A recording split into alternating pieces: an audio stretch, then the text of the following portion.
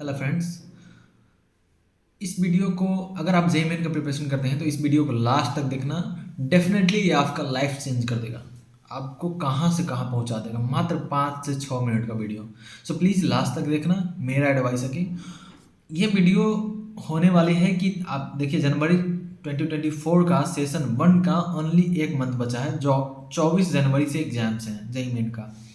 सो आपका अप्रोच क्या होना चाहिए? 70-75 चैप्टर्स हैं और 1 महीने बचे हैं ऑन एन एवरेज, यानी कि आपको 3 चैप्टर पर डे कवर करना है। Will you be able to do? ना, पॉसिबल ही नहीं है कि पर डे आप 3 चैप्टर्स कवर करो।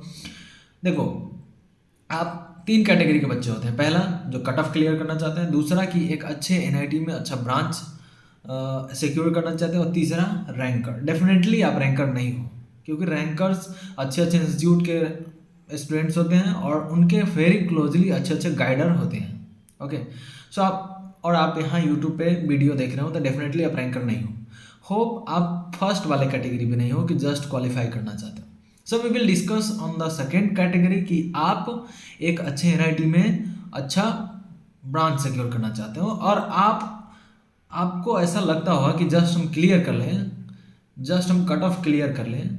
ट्रस्ट मी, मैं जो स्ट्रेटजी बता रहा हूँ वो आपको जस्ट कट ऑफ क्लियर करने से ले करके आपको जो अच्छे एनआईटी में अच्छा ब्रांच करने के बीच में जो गैप है उसको फिल करेगा। डेफिनेटली आप मेरे बताए हुए स्ट्रेटजी को ये 30 दिन फॉलो करो और डेफिनेटली लैंड करोगे एक अच्छे एनआईटी में। ओके, सो और आपका ये भी स्ट्रेटजी नहीं होना चाहिए कि जेईई मेन सेशन 2 में हम अच्छा स्कोर कर लेंगे ना। तुम्हारे पास जो जनवरी का सेशन आ रहा है उसमें वर्क करो, उसमें टारगेट रखो, क्योंकि अगर ना भी हुआ अच्छा तो जो ये एक जस्ट एक्सेलरेट करने का तरीका है अपने आप को, कि एक जो लेवल है उससे ऊपर आने का तरीका है। तो आप जेईई मेन जनवरी सेशन 1 के लिए डेफिनेटली आप प्रिपरेशन करो और सोचो, ये टारगेट रख के चलो कि ये मेरा लास्ट जेईई मेन का एग्जाम्स है और हम बेस्ट दें। तो चलिए फॉलो करते हैं कि क्या क्या करना है। Okay, so on an average 70-75 chapter से आपको सारे नहीं करने। यू आर नॉट रैंकर, आपको रैंक 1 भी नहीं लाना है, आपको टॉप भी नहीं करना है। ओके, आपको एक अच्छे एनआईटी में अच्छा ब्रांच सिक्योर करना है। सो देखो, कट ऑफ ओनली आपको 70 से 80 मार्क्स के बीच में है तो आप कट ऑफ क्लियर कर लोगे, यानी कि 70 से 80 मार्क्स के बीच में आप ला रहे हो मार्क्स, तो आपका जो परसेंटाइल होगा 90 परसेंटाइल प्लस हो जाएगा। ओके, यानी कि आप कट ऑफ इजीली क्लियर कर लोगे। लेकिन हम कट ऑफ नहीं क्लियर करने का बात कर रहे हैं, हम एक अच्छे एनआईटी में अच्छा ब्रांच सिक्योर करने का बात कर रहे हैं। सो लेट अस डिस्कस कि कैसे किया जा सकता है वेरी इजीली।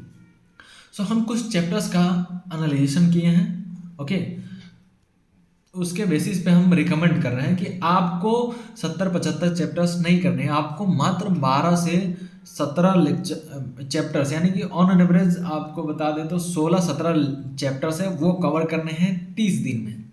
ओके, और ये 30 दिन में आपका स्ट्रैटेजी होना चाहिए only practice revision, practice revision. आप मॉक टेस्ट दें, आप प्रीवियस ईयर क्वेश्चंस लगाएं।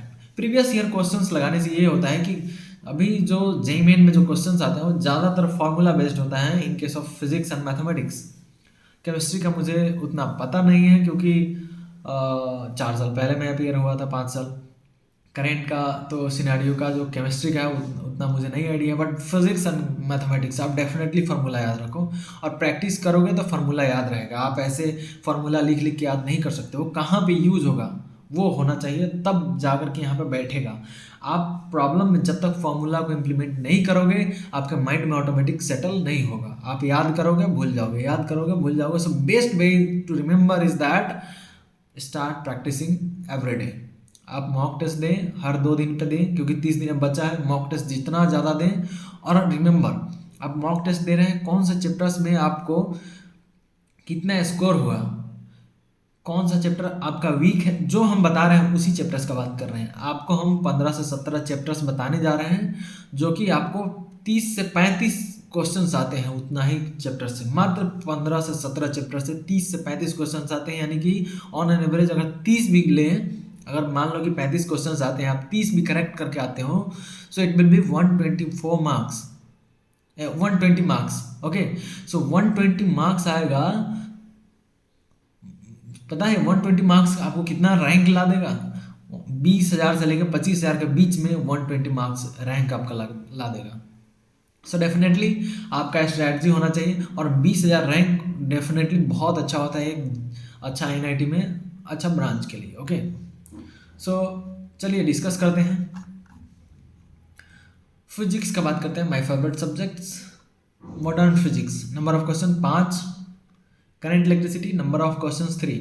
रिमेंबर, जो जो चैप्टर्स बता रहे हैं वो इजी टू अंडरस्टैंडेबल हैं और इजी क्वेश्चंस भी आते हैं, नंबर ऑफ क्वेश्चंस ज़्यादा भी आते हैं, यानी 3 बेनिफिट्स है इसका। सो मात्र इतना ही करें, आपको सारे चैप्टर्स कवर करने का ज़रूरत नहीं है।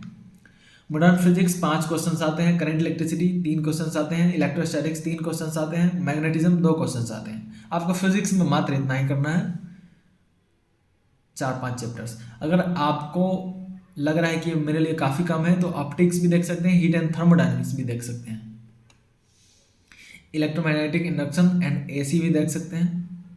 चलिए अब केमिस्ट्री में आते हैं, बट जो मैंने पहला 4 चैप्टर बताया वो इंपॉर्टेंट है, बस वही करना है। अगर आपको लगे कि ये मेरे लिए बहुत कम है, मैं इससे ज़्यादा कर सकता हूँ, then definitely go for it. Chemistry का बात करें तो transition elements and coordination chemistry, number of questions 3 आता है। Periodic table and representative elements से 3 क्वेश्चंस आते हैं।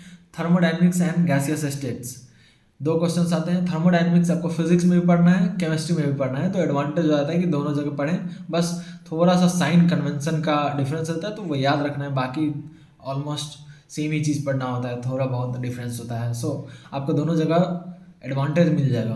केमिकल बॉन्डिंग 2 क्वेश्चंस आते हैं, बस केमिस्ट्री में भी इतना ही करना है। ओके, मात्र ये केमिस्ट्री में 4 chapters, transition elements and coordination chemistry, periodic table and representative elements, thermodynamics and gaseous states, chemical bonding. अब आते हैं मैथमेटिक्स में। मैथमेटिक्स में LCD, limit continuity and differentiability, matrices and determinants. LCD से 3 क्वेश्चन आते हैं, मैट्रिसेस एंड डिटर्मिनेंट्स से 2 question आते हैं। 3 डायमेंशनल ज्योमेट्री से 2 क्वेश्चन आते हैं, वेक्टर अलजेब्रा से भी 2 क्वेश्चन आते हैं। ये काफ़ी इजी चैप्टर्स है और काफ़ी इजी क्वेश्चंस आते हैं, आपको रिवीजन करने में मज़ा आएगा, क्वेश्चन बनाने में मज़ा आएगा। तो ओवरऑल आपको कितने चैप्टर्स मैंने बताया, 12 से 13 चैप्टर्स, मात्र 12 से 13 चैप्टर्स आपको 32 मार्क्स का ऑन एन एवरेज 32 क्वेश्चंस आते हैं इस मात्र 12 चैप्टर से। तो 32 क्वेश्चन समझ लो 124 मार्क्स, और 124 मार्क्स 20,000 रैंक, 18 से 20,000 रैंक के लिए काफ़ी, मतलब एकदम 18 से 20,000 रैंक एक अच्छा NIT के लिए काफ़ी है। डेफिनेटली आप इस स्ट्रैटेजी को फॉलो करो, मात्र ये 12 चैप्टर्स को फॉलो करो, 12 चैप्टर्स को पे प्रैक्टिस करो, क्वेश्चन सॉल्व करो, प्रीवियस ईयर क्वेश्चन सॉल्व करो, मॉक टेस्ट लगाओ। बस 2 चीज़ करना है, मॉक टेस्ट लगाना है, प्रीवियस ईयर चैप्टर्स करने हैं। ओके, प्रीवियस ईयर जो क्वेश्चंस पूछे गए हैं वो सब करने हैं। सो डेफिनेटली आपको एक अच्छा NIT सिक्योर करने में हेल्प करेगा, इस स्ट्रैटेजी को फॉलो करो, और all the best for your JEE main exam. Bye bye.